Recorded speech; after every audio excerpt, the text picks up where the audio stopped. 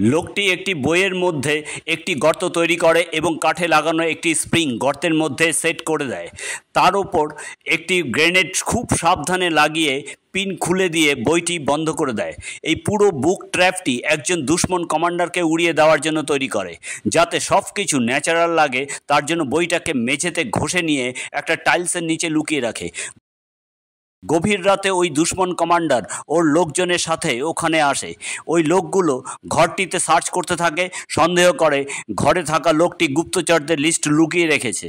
কিছুক্ষণ পর কমান্ডারের চোখ মেঝেতে ঘষটানোর দাগের ওপরে পড়ে।